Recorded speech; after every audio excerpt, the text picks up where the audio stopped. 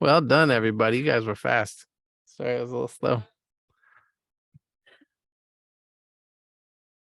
Thank you for coming on back. And I believe, Natasha, when you're ready, if you could state your comment from the beginning one more time. Yeah, I'm sorry. I don't know what happened. Karen says that my audio is doing something funny. Is that true? That is true. Yep. Yeah. Yep. Okay. Maybe I should type my comment then. Let's do that. Because it is gonna get. Yeah, it's kind of hard to hear you. If you type your comment, then I'd be happy to read it out loud, or we can look at it from that way. In the meantime, I'll ask my question because I think it's kind of a quick one for David. David, would it be possible to, instead of, you mentioned that you wouldn't want to cut off or seal off the neighborhood, but what if we stopped east-west traffic somewhere in the middle so that everybody had access, but they just couldn't cut all the way through? Is that from a traffic engineering perspective, is that a possibility?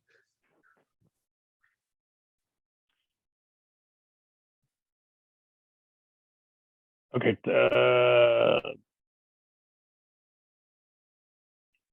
So somewhere midpoint, about 9th Avenue or so, I imagine that's what you're asking. And block off traffic there, you mean? And perhaps cut it down to one lane? I'm not sure what you got in mind there, Faf. Yeah, that's true. Let me pull up a map because it'll be easier. Okay. Let's see if Natasha's question is here or if somebody else has one while I'm working on that. Or I'll just go ahead and pull up a map.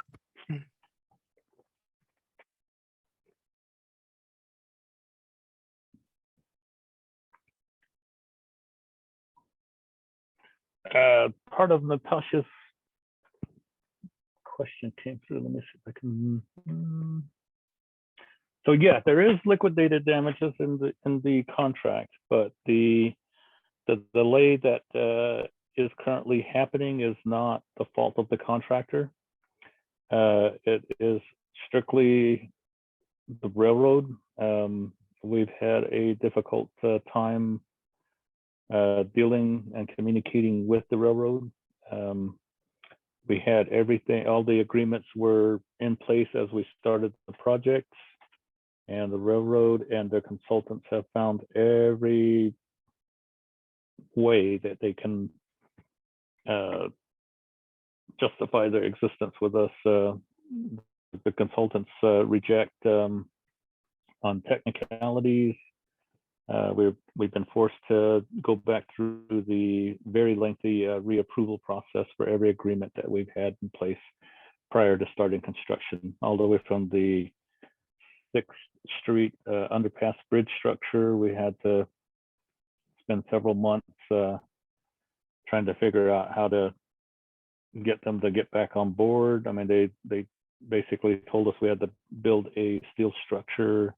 We couldn't come at the rails at the angle that we're planning on coming in at. So then we had to go back through the process of getting a waiver for the skew.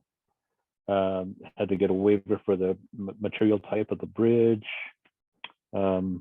It's been quite the experience with the railroad. I've never known them to be so difficult to deal with.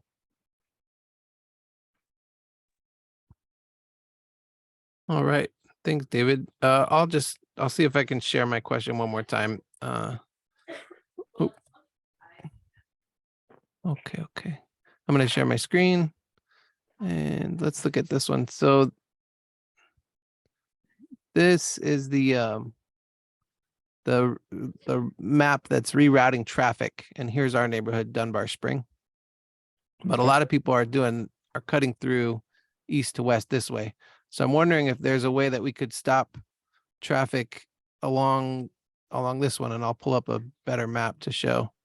But this would be like somewhere along, along here. Right away, you're gonna put the whistle stop out of business because she's only got one access, and that's from the east to her venue. Well, no, I just mean that we would keep people from cutting through, not that they wouldn't have access. So you could have access to stuff on this west side if you came off of Stone or off of Main, and you'd have access to the east if you came off of Stone. So there's just one break point in the middle. Is that clear? Do you understand what I'm saying? Well, what would you use as a breakpoint, though? I'm not quite following there.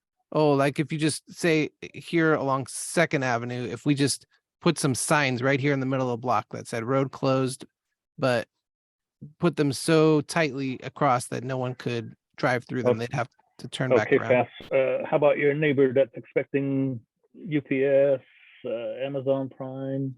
Sure. I'm saying you could delivery, access you're gonna- that from the Mhm. west to get here or from the east to get here. You just couldn't cut through. Yeah, I have difficulty with that one. You're gonna, for the folks that are here in the meeting, I'm sure that's fine and good, but I've got to think of your neighbors. Thanks. We tried something similar to that for El Charro, or not El Charro, El Presidio neighborhood. We put signs in the middle of the street, and that started to choke out the businesses in the area.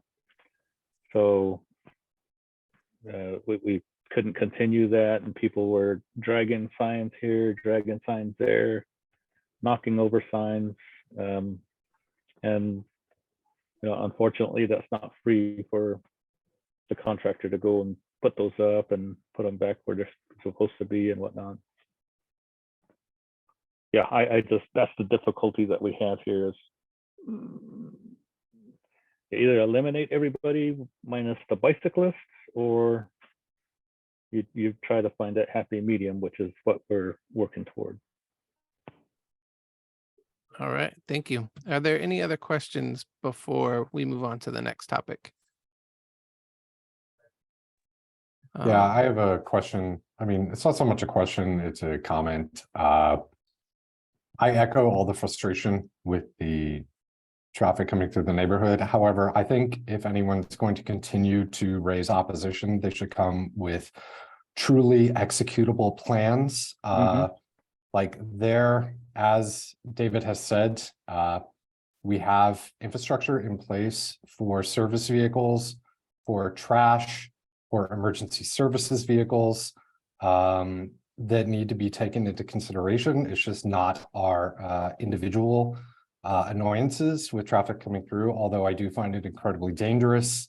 And I would like to stress that, David, the closure on 5th has definitely helped. Google was rerouting cars down 5th, and I found that data and sent it out to our neighborhood as well. People seem to be shooting a little further north now up Speedway, although 4th and University are continue to be a pain point for us. I appreciate you listening to us. I just think it's imperative that we all take a step back and consider the number of vehicles that need access to the neighborhood, including, again, trash services, delivery services, emergency service vehicles, and what have you. And take that into consideration as you bring plans, and perhaps we as a neighborhood develop something that we can bring to David. Yes, that would be far more productive than me trying to figure out the solution here. I don't live in the neighborhood there, so it's a little more difficult for me to find solutions that work for everything for every vehicle that travels there. And somebody had asked a question about, oh gosh, it was in the, let's see if I can find it here, chat.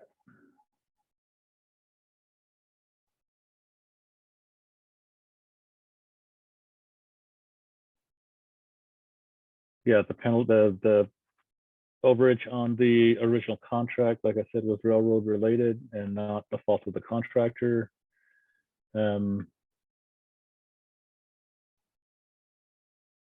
Quiet zone rating, when we complete construction, then we can apply for quiet zone with the Federal Railroad Authority. Our preliminary calculations, we are far above the threshold that they use to evaluate quiet zone ratings. With the at-grade crossing at 7th Street, the grade separated crossing at 6th Street, and the crossing that's going to happen at 5th Street, those all give us lots of points for that evaluation. So I'm very, very confident that we'll get the quiet zone rating.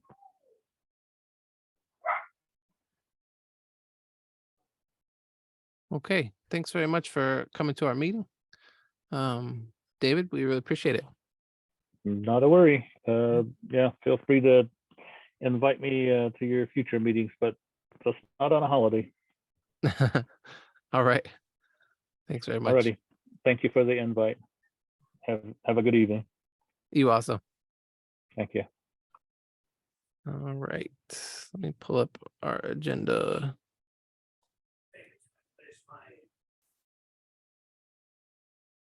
Oh, my mind is moving slow. Where we go? Okay. Next on our agenda is new housing plan for 11th Avenue. Would anybody like to give a brief 1-minute report back from that meeting that was there? Or I could read one from Sarah Magnuson if we prefer.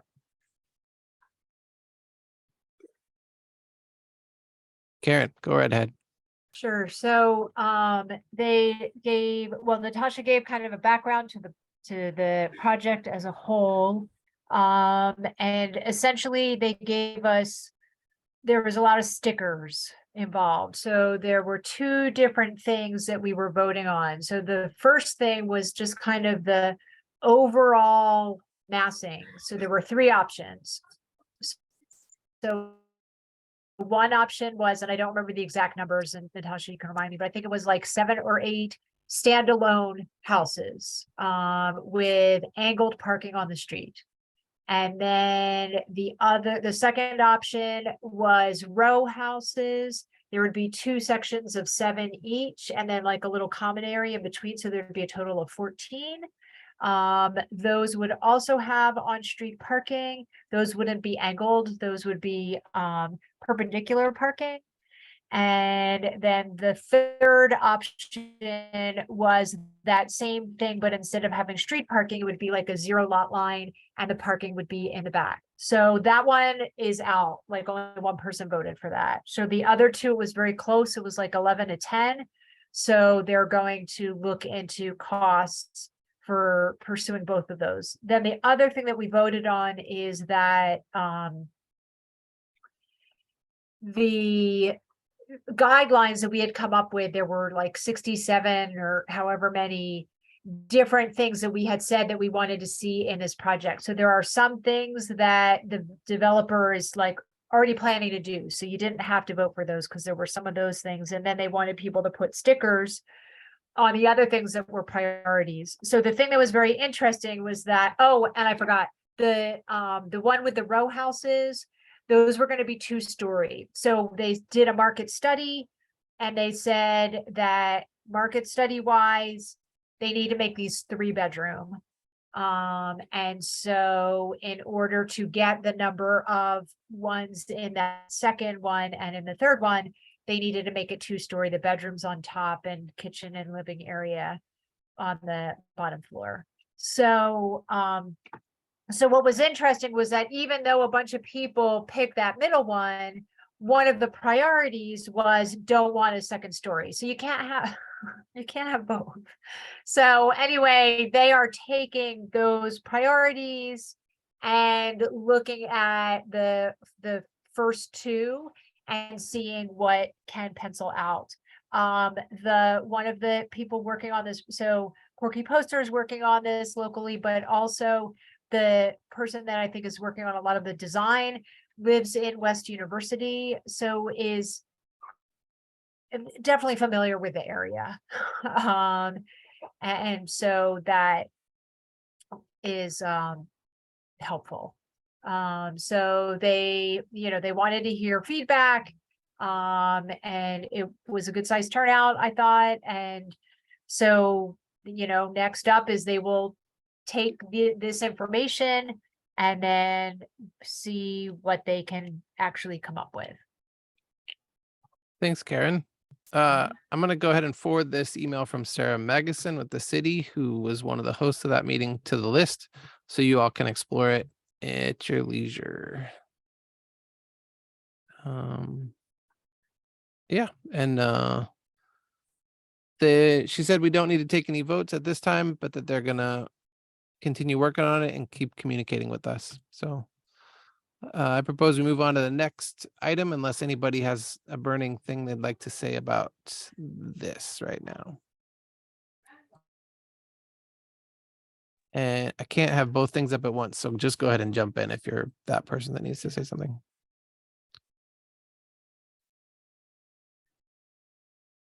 All right. Does anyone, the next possible topic is to talk about 10th and 1st, that intersection, and see if we want to petition the city for some more traffic calming at that intersection.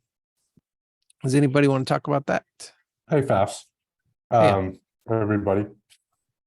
Yeah, so all this talk about cross traffic, as some of you may know, this has always been an issue on First, even prior to links being zoned through, and there have been pretty devastating accidents at the corner of 10th and First. One of them just a few weeks ago, and there have been many since I moved to the neighborhood, and I've been in contact with TPD. And I am pushing to get statistical data on the total number of accidents that have happened at this corner over the past 5, 10, 15 years, that hopefully we can use as ammunition to convince the city that we need to deal with this. Now, there's been a lot of pushback in the past from neighborhood members and board members about the fact, some of the options that have come to the table. It's fine. I don't really care about the past. I only care about moving forward. So many on this block and in the neighborhood have suggested that we request a stop, and I'm hoping some of the statistical data can help our case with the city, whether that stop be on First itself or 10th. From a lot of the cut-through traffic that has always come through on 10th in order to get to St. Mary's, or whether it's to get around any of the traffic jams that happen at Speedway and Stone. So we get a lot of cut-through from 10th and then to the east. So in any event, yeah, I'd love to see a stop sign there. It's pretty effing dangerous, as I'm sure many of you on this call know. First is incredibly wide, and we get people moving down that at very excessive speeds, and they don't even bother to stop at 10th Avenue. So yeah, there we are. Thanks, Christopher. Yeah, sure, whatever. I'm happy to work with you on finding that statistics about crashes. So we could work on that together this month if you like. Yeah, that would be great. And Karen says that we talked about speed humps. Yeah, I agree. I mean, there are speed humps on 10th as you come off of Speedway. There's a really great set of speed humps there. It would be so cool to get a speed hump and a stop sign. I mean, I would like gates, hawks, whatever we have to get there, because it's incredibly dangerous. People really, they're moving at 40, 45, 50 miles per hour down that at times, and the accidents are crazy. So I would appreciate your help, Fafs. I know Natasha has made comments as well. Great. Yeah, I'm happy to work on that. Guys, can you hear me or is my audio still really crappy? No, you sound great. Okay, so I applied for Award 1 grants for that intersection, that we could possibly do what Leah posted on the listserv, which is to do a painted traffic circle, since we can't do an actual physical traffic circle. And that we could do painted, like, kind of chicanes or bump outs, so to narrow that. I've asked Living Streets Alliance to give us a budget for that, and so they're working on that, so we could see what the budgetary numbers would be. And then we just have to see if we're one of the ones that wins to get the $10,000 for that intersection from Ward 1. So I just wanted to say I did put in for that because BAPS had said, since it was a tight time frame, if people wanted to do it individually, we could do that. So, I mean, I think that would be better than just stop signs, but I think we should work both ways, because I've almost been hit there and I've watched so many people almost be hit there, as well as the horrible accidents that Christopher's talking about. Great. Thanks for putting in for that, Natasha. Way to go. Way to jump on it. That's awesome, Natasha. Thank you so much. Yeah. And then if you don't go mind, ahead. Vas, could I just ask, since we can't, Natasha, Karen, you've been around a long time. Has there ever been movement towards upgrading that intersection to a stop or four-way stop, or is this the first time we're kind of going in this direction? No, I asked when there was a different person at TDOT and she was totally against it. I asked when I sat on the board and I said we were having horrible accidents and a lot of very fast traffic moving east-west and north-south. And was there any way to put in, like, you know, change the yield to a stop? And she was totally against it at that point. And she was the person who was in charge of analyzing that for TDOT. But she's not there anymore. So my hope is that maybe if we figure out who analyzes yield signs and stop signs, and we can get in front of a different person who might be more receptive. We also had gotten money that was supposed to put in a actual physical traffic circle, like what we have at 9th and 11th along First, but neighbors at the actual intersection of 10th and First were against it because they were worried about water flow and water backing up onto their properties, which does happen at that intersection. And so even though we had the money to do it and public art was going to be installed in that intersection, that all went away. And that was a Pima County grant for $500,000 that we spent. And so we lost about $35,000 plus for that intersection because neighbors were against it, and then we never got that money back. So we have been trying for that intersection for a long time. So I'm hoping maybe this Living Streets Alliance painted intersection, which actually Burkana, who used to live at that corner of southeast corner of 10th and First, was wanting to do that a long time ago also.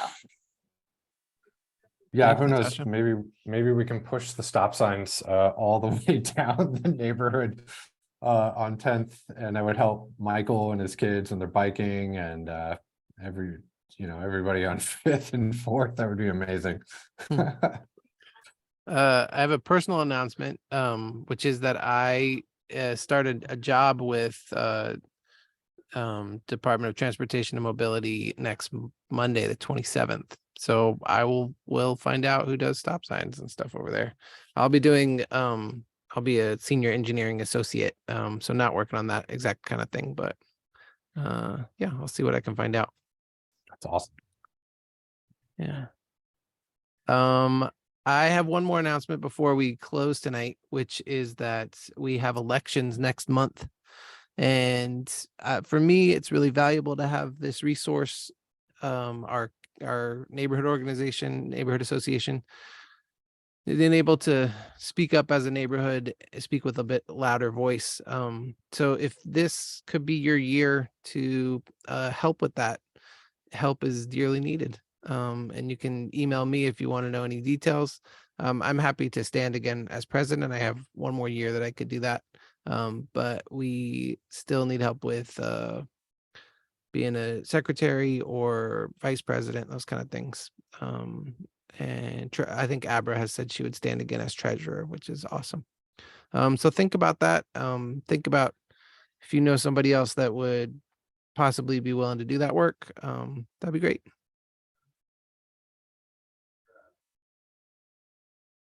And Damon said he does not want to be parliamentarian because I asked. So we Okay. also need that spot. thank you. And there's a question from Karen Floor. Do you have any more information about participatory budgeting process?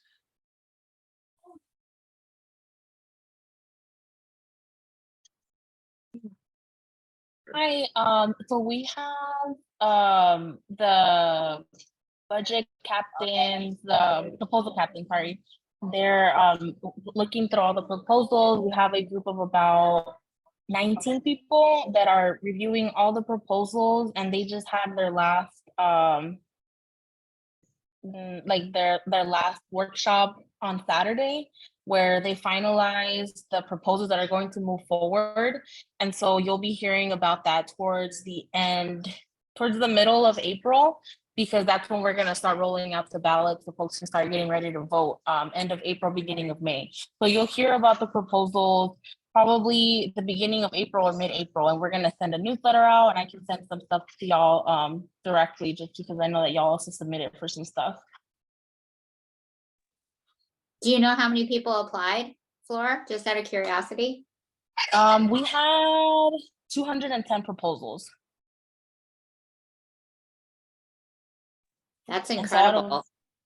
Yeah, we were really excited because we were a little worried that folks were not going to be really interested in submitting stuff. So we're really sad that it's only 20 out of all of those, but we're also really excited that folks were engaged in the process and wanted to send stuff in.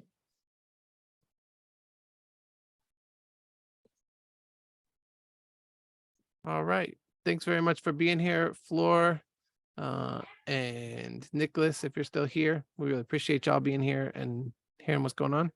And thanks everybody else for being here. And come next month for the elections. It'll be a party. I'll send more information out when I know it. Everybody have a good night. Oh, what y'all think about no video? What did you have any feedback on that? Do you like having the videos?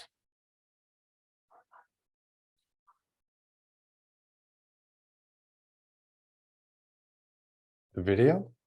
Oh, we had our video cameras off tonight and it was just a little different, but you can send me personal notes if you like having them or if you don't care. I'll let everybody get out of here tonight. Good night, everybody. Thanks so much. Have a great night.